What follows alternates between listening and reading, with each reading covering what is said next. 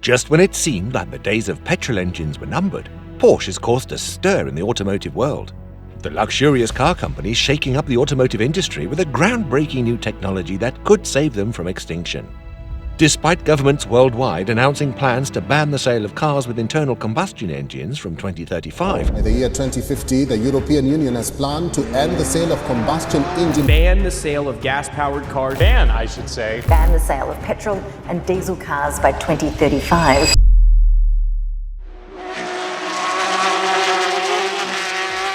Porsche's innovative new tech has caused a seismic shift in the industry. It's so impressive that even the politicians responsible for these new regulations have done a complete 360 and now have a newfound appreciation for the classic petrol engine. But what is driving the buzz around Porsche's innovative technology, and how might it redefine the role of petrol engines in the future? And how does this development promise to maintain the thrill of driving a new car with an internal combustion engine well into the 2030s, 2040s and beyond? The European Union has set its sights on a bold goal: to become carbon neutral by 2050. To achieve this, the EU plans to eliminate as much planet heating pollution as it produces. One of the ways it intends to do this is by implementing a total ban on the sale of new diesel and gasoline cars by 2035. That's right, any car that runs on an internal combustion engine will be prohibited from being sold. This ban will affect all kinds of cars, from the flashy Lamborghinis and Ferraris with their roaring gas-guzzling engines to the humble Dacia Sandero that can be found on many European roads. Even the brand new Toyota Prius hybrid won't be exempt from the ban. The reasoning behind the deadline is that the average lifespan of a car is around 15 years, which means that if the EU wants to have a fleet of vehicles that produces no carbon pollution by 2050, it must stop selling combustion engine cars by 2035. This is a significant step towards a cleaner, greener future.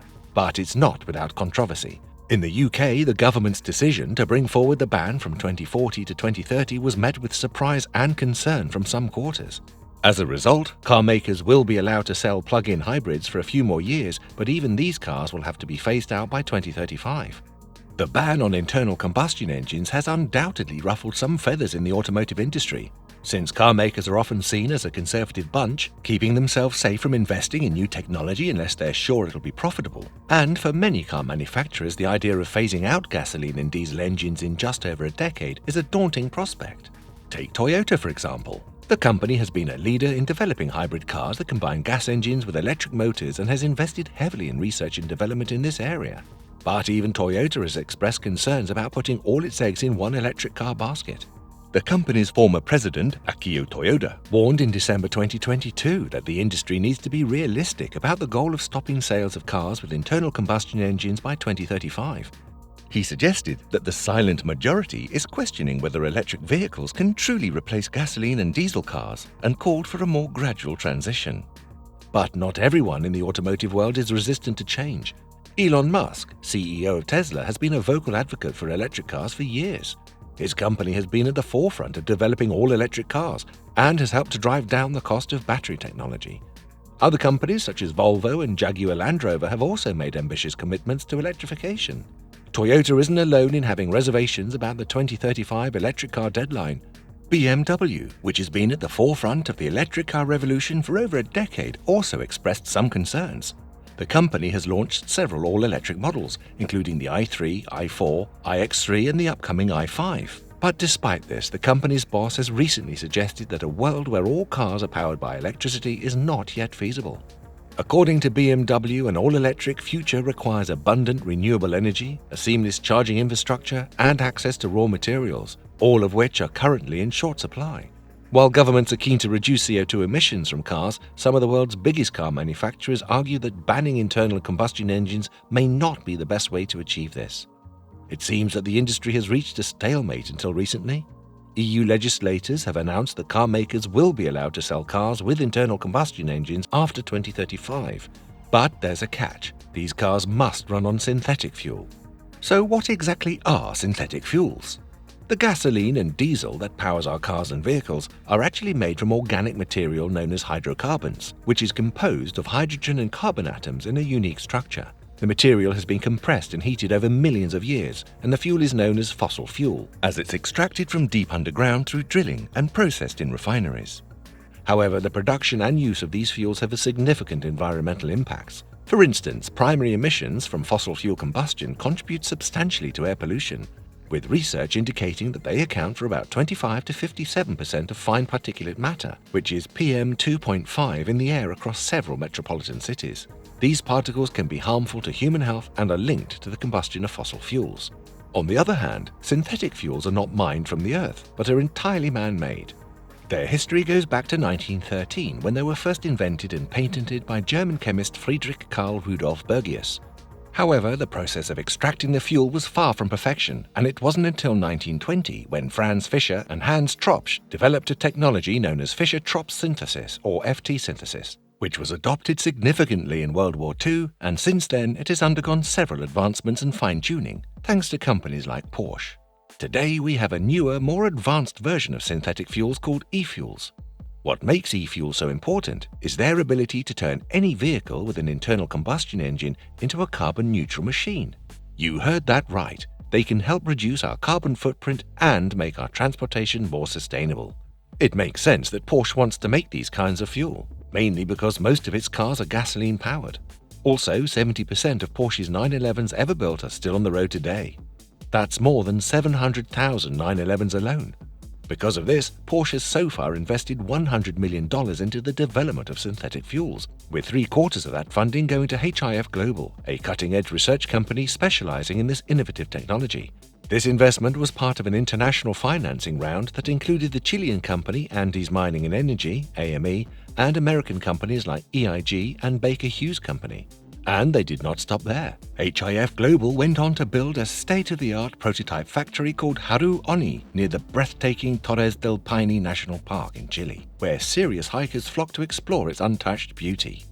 Porsche's choice to establish its prototype factory in the breathtaking location of Punta Rorines, Chile, is not just about the stunning scenery. It turns out that this region is among the windiest places on Earth, with an estimated 6,000 hours per year of good quality wind. Now that's a lot of wind.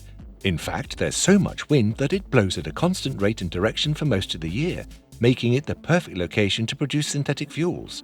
The process of creating synthetic fuels starts with hydrogen generated from electrolysis. This may sound like something out of a high school science project, but it's actually a fairly straightforward process of zapping water with electricity to split the hydrogen and oxygen molecules. The captured hydrogen is then compressed with captured carbon from the air, and it becomes ready to power fuel cell vehicles like the Toyota Mirai.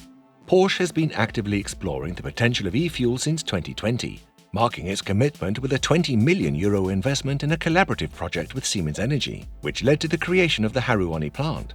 While Porsche's investment in synthetic fuels is a step towards a more sustainable future, creating a fuel that can be used in our current daily drives requires a bit of carbon in the mix.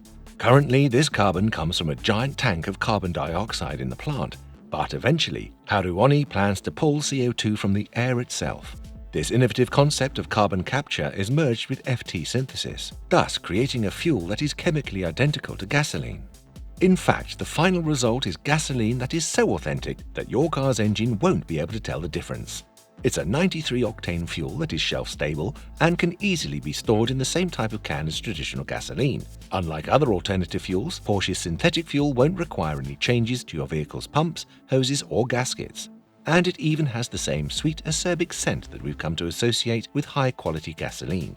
While it's true that e-fuel, just like traditional gasoline, does emit carbon dioxide when it's burnt, the carbon used in the production of e-fuel at the Haru Oni plant will be captured from the air, creating a cycle that is more sustainable and exciting than traditional fuel production.